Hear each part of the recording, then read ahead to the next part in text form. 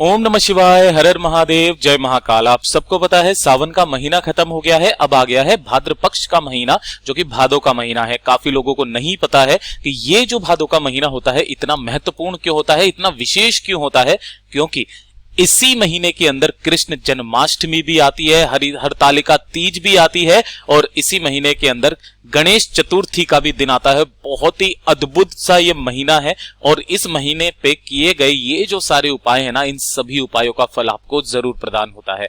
अगर आपके घर में धन को लेकर के काफी ज्यादा समस्याएं हैं, बीमारी को लेकर के काफी ज्यादा दिक्कतें हैं, या फिर आपके शरीर में कोई ऐसी परेशानी है जिसकी वजह से आपको घबराहट होती है, बेचैनी होती है, काफी लोगों को ये वाली प्रॉब्लम होती है कि उन्हें बैठे बैठे पसीना आने लगता है, घबराहट आने लगती है ना, बेचैनी होने लगती है, या फिर आपकी कोई मनोकामना है जो काफी समय से पूरी नहीं हो रही है, तो मात्र आपको छोटा सा उपाय करना है। 7 गुड़ के टुकड़े और 7 गेहूं के दाने वाला ये जो उपाय है आपको अपने परिवार के लिए जरूर करना चाहिए। आपकी सारी परेशानियां खत्म होगी, चाहे वो धन से संबंधित हो, चाहे बीमारी घबराहट से संबंधित हो, व्यापार से संबंधित हो, या फिर अगर आपकी कोई कामना है जो काफी समय से पूरी नहीं हो रही है तो छोटा सा उपाय करना होगा।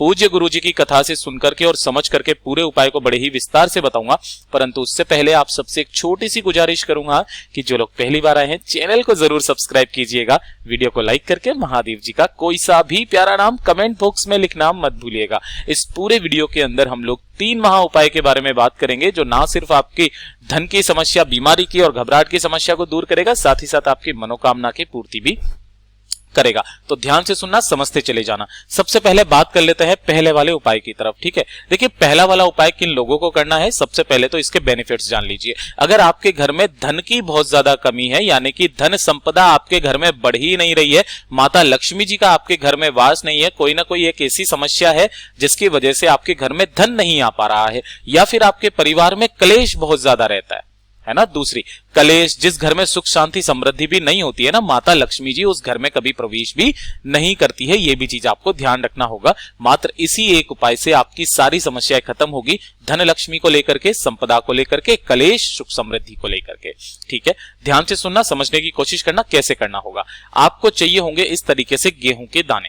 कितने गेहूं के दाने लेने हैं आपको? 7, ये चीज ध्यान रखना, और वो खंडित नहीं होने चाहिए। गेहूं के दाने एकदम आखा दाना लेना है, ठीक है। 7 दाने ले लिए। अब आप क्या करना, एक लेना तांबे का लोटा। आप सबके घर में तांबे का लोटा जरूर होगा। एक तांबे का लोटा लेना, इसके अंदर उन 7 गेहूं के दानों को आपको डाल देना है।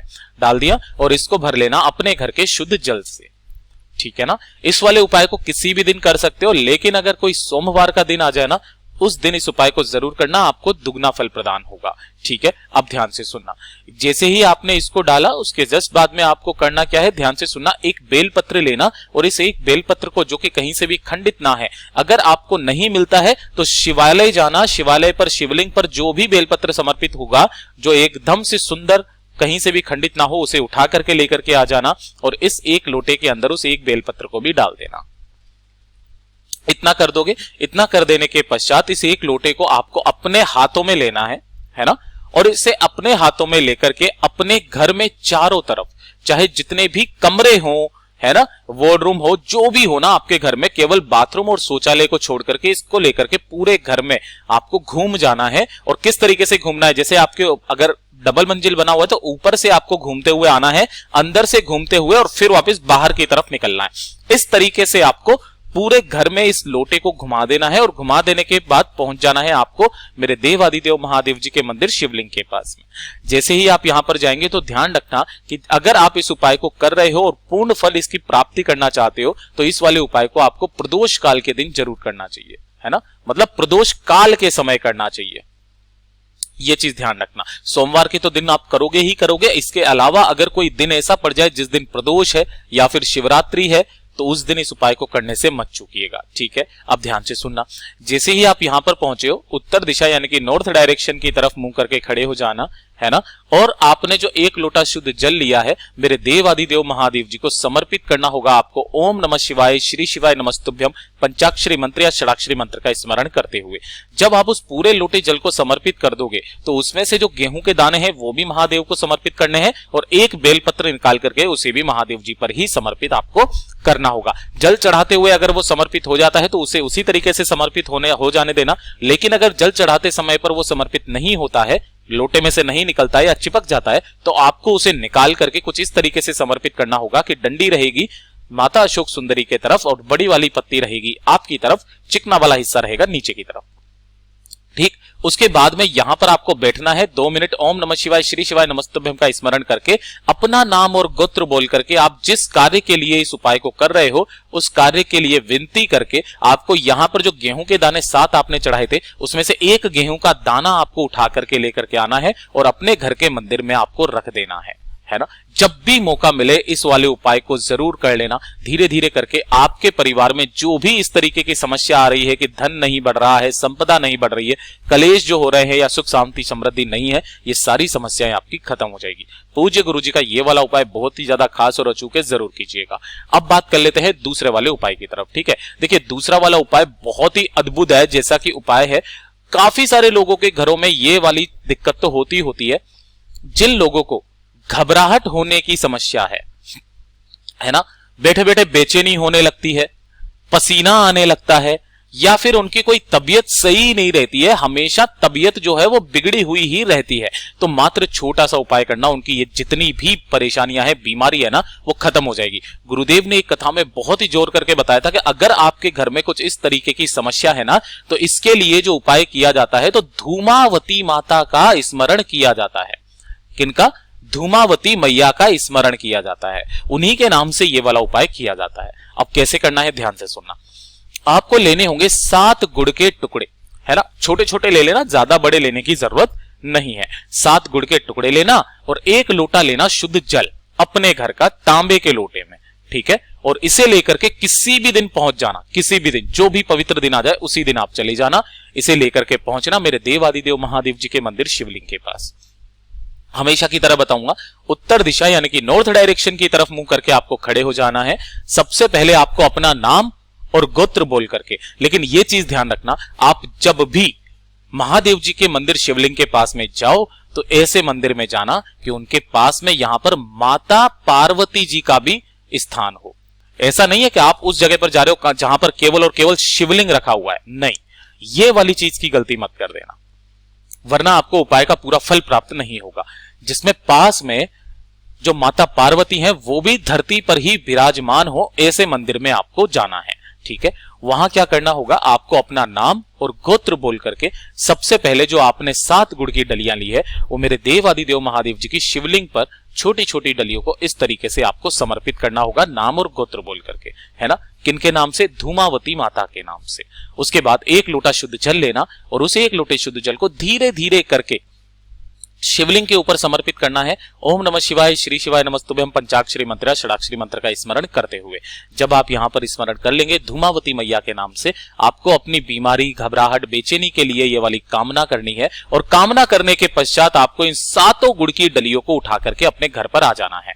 ठीक है, देखिए पहले दिन जिस दिन आप इस उपाय को करेंगे उस दिन आप क्या करना ना कि ये जो आपने 7 गुड़ की डलियां ली है इन 7 को उठा करके लेकर के आना, और जब आप घर के लिए जाएंगे तो जो शिवालय की चौखट है, इस चौखट पर बैठकर, है ना, चौखट पर बैठकर धूमावती मैया का स्मरण करते हुए, शिव शक्ति का स्मरण करते हुए 1 गुड़ की डली तो उसी समय पर खा लेना है, चौखट पर बैठ करके।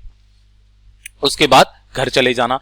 फिर उसके बाद प्रतिदिन जब भी आप महादेव जी के मंदिर आएंगे चौखट पर बैठ करके 1-1 गुड़ का टुकड़ा डेली खाना होगा, यानी कि बाकी के 6 दिन भी आपको यहां पर आकर के मात्र एक बार इस उपाय को कर लीजिएगा। आपको जीवन में कभी घबराहट नहीं होगी, कभी बेचैनी नहीं होगी, बढ़िया चक नींद आएगी। गुरुदेव ने बहुत ही जोर करके इस वाले उपाय को बताया था, बहुत ही अद्भुत उपाय है, जरूर कीजिएगा, शरीर की सारी बीमारियां खत्म हो जाएगी, है ना। अब बात कर लेते हैं तीसरे वाले उपाय की तरफ। तीसरा वाला जो उपाय है यह है आपकी मनोकामना पूर्ति के लिए कोई हृदय की बात है जो मेरे देव आदिदेव महादेव जो काफी उपाय करने के बाद में भी नहीं पूरा कर रहे हैं, है ना, तो मात्र एक बार इस उपाय को करके देखिएगा, बहुत ही अद्भुत उपाय है। ध्यान से सुनना, समझने की कोशिश करना। आपको चाहिए होगा मात्र 1 बेलपत्र जो कहीं से भी खंडित ना हो। मैंने फिर बताया अगर ना मिले तो आप शिवलिंग से उठा लेना, उसे धो करके काम में ले सकते हो, ठीक है। और थोड़ा सा चाहिए होगा आपको लाल चंदन, ठीक है, लाल चंदन लेना और 1 लोटा लेना शुद्ध जल अपने घर का। इन्हें लेकर के जाना होगा सबसे पहले आपको पीपल के वृक्ष के पास में। आप सबको पता है पीपल के वृक्ष के नीचे श्री हरि विष्णु और माता लक्ष्मी जी का वास होता है, ठीक है ना। तो आपको यहां पर क्या करना होगा, जो एक बेलपत्र लिया है उस एक बेलपत्र की बड़ी वाली पत्ती पर आपको ओम का संबोधन लिखना है, ओम, है ना। इस तरीके से लिख देना है, अपनी तर्जनी उंगली यानी कि जो आपकी रिंग फिंगर है उससे लिख देना, जैसा भी लिखना चाहो वैसा लिख देना, ठीक है। लिख देने के पश्चात इसे इस जगह से पकड़ करके और पीपल के वृक्ष के नीचे आपको समर्पित करना है ना। एक लोटा जल यहां समर्पित नहीं करना है, यहां पर समर्पित करना किन महादेव जी के नाम से, हरिहर महादेव जी के नाम से। ध्यान रखना इस वाले नाम में इतना प्रभावशाली असर है ना कि आप सोच भी नहीं पाओगे, है ना। हरिहर महादेव जी के नाम से आपको यहां पर समर्पित करना है। कामना करनी है कि मेरी ये कामना है, ये मनोकामना है, मेरे धन नहीं आता है या फिर परिवार में कुछ भी अच्छा नहीं चल रहा है, जो भी आपकी कामना है उसे करके और फिर वहां से वापस से इस बेलपत्र को लेकर के और पहुंच जाना मेरे देवादिदेव महादेव जी की शिवलिंग के पास में। उत्तर दिशा नॉर्थ डायरेक्शन की तरफ मुंह करके खड़े हो जाना। जो आपने एक बेलपत्र वहां से उठाया है उसे सबसे पहले यहां पर समर्पित करना कुछ इस तरीके से कि बड़ी वाली पत्ती रहेगी आपकी तरफ, डंडी रहेगी जलाधारी के तरफ और एक लोटा शुद्ध जल मेरे देवादिदेव महादेव जी को हरिहर महादेव जी का नाम का स्मरण करते हुए यहां पर समर्पित कर देना, ठीक है। अगर आप इस वाले उपाय को जन्माष्टमी के दिन करते हो बहुत ही अद्भुत आपको संयोग देखने के लिए मिलेगा। साथ ही साथ अगर आप इस वाले उपाय को शिवरात्रि या प्रदोष के दिन करते हो, है ना, या फिर कोई सी भी ऐसी खास स्थिति जैसे एकादशी आ जाए उस दिन करते हो तो आपको इसका दुगना फल प्रदान होता है। गुरुदेव ने बताया कि ज्यादा से ज्यादा 1 महीना, ज्यादा से ज्यादा 2 महीना आपकी जो भी कामना होगी पूरी जरूर होगी या फिर उस कामना के पूरा होने का संकेत आपको मिल जाएगा। पूज्य गुरु जी की कथा में जैसा मैंने सुना वैसा ही आपको बताने का संपूर्ण प्रयास किया। वीडियो पसंद आया हो तो लाइक जरूर करना, चैनल को सब्सक्राइब जरूर कीजिएगा। मिलता हूं अगले वीडियो में, तब तक के लिए ओम नमः शिवाय, जय महाकाल।